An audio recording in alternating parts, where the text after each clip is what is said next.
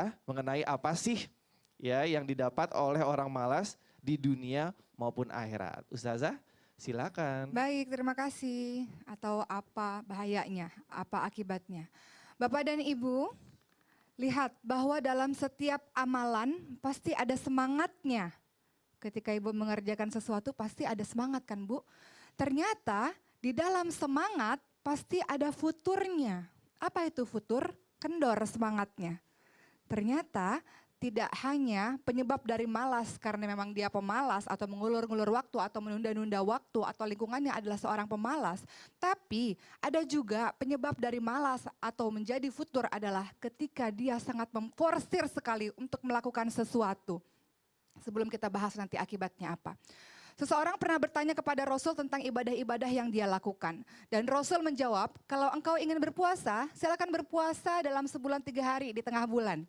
Atau kalau masih terus ingin berpuasa, maka silakan puasa Nabi Daud. Hari ini puasa, besok enggak. Hari ini puasa, besok enggak. Jangan puasa sepanjang tahun, enggak buka-buka. Atau puasa setiap hari, tidak. Tidak boleh terlalu terforsir, memforsir, memaksakan diri dalam beribadah. Rasul juga mengingatkan, kalau ingin hatam Quran silakan dalam 30 hari. Saya bisa lebih daripada itu Rasul, silakan 15 hari. Bisa lebih dari itu Rasul, bisa 7 hari. Bisa lebih daripada itu Rasul, saya bisa hatam dengan cepat. 3 hari kata Rasul. Jangan terlalu memforsir, karena khawatir apa? Ketika semangatnya terlalu tinggi dan terlalu memforsir, khawatir jenuh di tengah jalan, kendor semangatnya, jadi nggak melakukan lagi sama sekali. Pernah ngalamin itu Bu? Maka Islam mengajarkan kita di pertengahan. Maka sekarang kita akan membahas apa akibatnya atau apa kerugian yang didapat bagi orang-orang yang malas di dunia maupun di akhirat. Rasulullah SAW mengingatkan kita, ada sebuah desa, ada sebuah negeri yang ketika itu Allah memerintahkan kepada mereka untuk berperang, namun mereka tidak mau berperang, maka Allah menahan hujan di negeri tersebut. Hujan itu rahmat. Allah menahan hujan dari negeri tersebut. Artinya apa? Di sini kita bisa mengambil kesimpulan bagi orang-orang yang malas, salah satunya adalah akan menurunkan azab dari Allah Subhanahu wa taala. Malas sholat, malas beribadah demi ibadah, melakukan maksiat terus di negeri tersebut, khawatir nanti Allah akan menurunkan azabnya di dunia bagi orang-orang yang seperti itu. Kedua, kerugian bagi orang-orang yang malas. Akibatnya, dampaknya, bahayanya adalah khawatir dia akan tergolong jadi orang-orang yang munafik. Seperti yang sudah dijelaskan Ustadz Maulana di awal sebelumnya tadi. Tergolong jadi orang-orang yang munafik. Ciri-ciri orang munafik di surah An-Nisa 142 apa Bu? Dia menipu Allah. Mereka menipu Allah dengan cara apa? Sholatnya, berdirinya, males. Tapi di depan orang, sholatnya bagus. Tapi nggak ada orang berdiri tegaknya males. Makanya hati-hati kalau untuk orang munafik sangat sulit sekali untuk sholat isya dan sholat subuh. Karena nggak ada orang yang lihat tuh. Isya dan subuh itu kalau zaman dulu isya dan subuh kan orang-orang tidak melihat gitu. Jadi ini ciri dari orang-orang yang munafik ketika dia malas menggerakkan badannya. Kemudian apa bahayanya, kerugiannya, dampaknya bagi ciri-ciri orang yang malas, khawatir akan rusak dan lemah jiwanya. Ketika di sepertiga malam, tengah malam tadi, ibu bangun, berzikir, lepas satu ikatan setan Bu. Kemudian ibu berwudu, lepas lagi ikatan setan berikutnya. Ibu ambil sejadah, ibu sholat, lepas lagi ikatan setan berikutnya. Dan orang-orang yang bangun pagi, bangun subuh di sepertiga malam tadi, ketika bangun sampai pagi ini, jiwanya bersih, tubuhnya segar, merasa sehat, merasa semangat dalam menjalankan hari demi hari. Betul enggak? Tapi bagaimana kalau orang yang tidurnya bablas? Tuh. Sholat malam enggak, bangun untuk berzikir enggak, wudhu juga enggak, boro-boro sholat malam, sholat subuhnya juga bablas, sholat subuhnya jam 9 pagi, jam 10 pagi. Apa rasanya kalau bangun jam 9 pagi, jam 10 pagi? Males, betul nggak Bu? Lemes badannya. Lemes badannya. Bagi orang-orang yang bangunnya siang jadi lemes, tidak produktif. Makanya alhamdulillah bersyukur pada Allah diberikan nikmat oleh Allah berupa sabar dalam menjalankan ibadah demi ibadah. Jadi tubuhnya segar dan tidak malas. Makanya tadi Ustaz Syah mengajarkan doa dari Rasulullah SAW. Allahumma inni a'udzubika minal ajzi wal kasal. Kita berlindung kepada Allah dari perasaan lemah dan dari rasa malas. Malas itu adalah hal yang wajar dialami oleh kita. Tapi kalau malas yang berlarut-larut sampai meninggalkan kewajiban-kewajiban, khawatir nanti bisa mendatangkan azab dari Allah Subhanahu wa taala. Malas untuk meninggalkan sunnah, oke lah, masih nggak apa-apa. Ya Bu ya. Yang selama ini kita beribadah wajib, kemudian kita sunnah.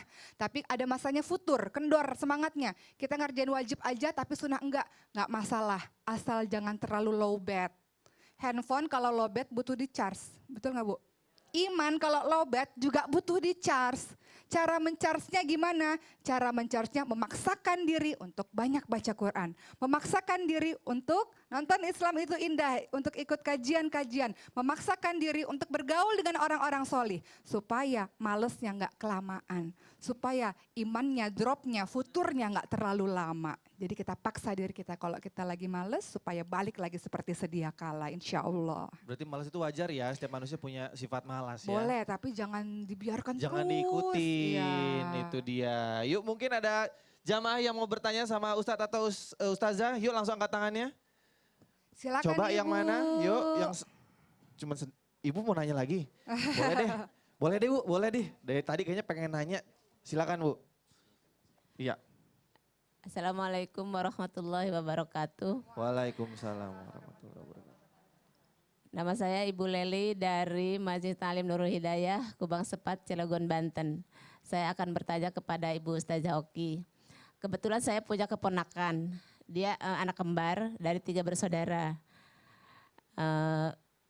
Yang kedua, dari kecil sangat susah sekali untuk belajar. Sampai hari ini pun keponakan saya itu malas bekerja dan malas belajar. Sampai orang tuanya pun sudah sepuh, tapi semua kebutuhan hidupnya dari orang tuanya.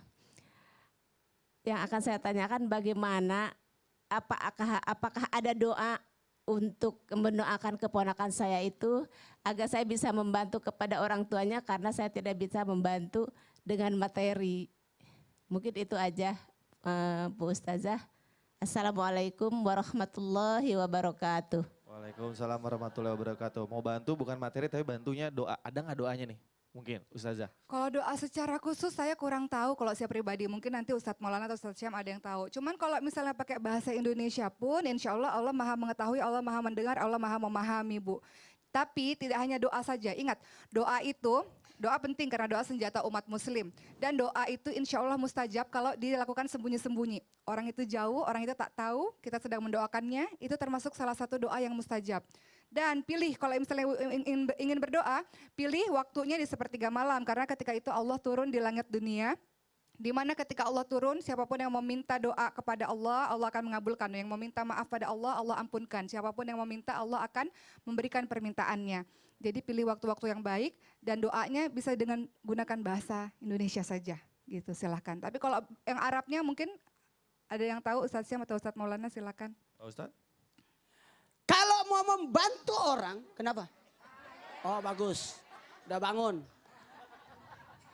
Kenapa sih dari tadi pada serius banget? Kalau mau membantu orang, jangan berpikir dengan kemampuan materi. Berikan bantuan sesuai kemampuan kita. Ibu dengan senyuman, ibu sudah membantu. Ya, kan ada namanya takziah, menghibur kan? Kalau ada orang lagi berduka, kau bantu dia dengan cara apa? Menghibur. Minimal kau tidak susahkan dia. Oke? Mohon maaf, kalau mau doanya paling hebat itu baca surah Al-Fatihah 41 kali. Untuk bantu orang sesudah maghrib. Niat baca 41 kali Al-Fatihah, niatkan untuk dia. Ya Bu ya? Oke? Udah aman. Pakai bahasa Indonesia aja Bu doanya ya. Boleh pakai Allah mengerti seluruh bahasa. Oh boleh pakai bahasa Indonesia aja ya? Boleh dong lagi nih. Baiklah, nanti berikutnya kita akan masuk ke segmen Mungkin Kita Lupa. Jangan kemana-mana, tetap di Islam Itu Indah bersama Vios Tindes. Jamaah! Oh jamaah! Alhamdulillah.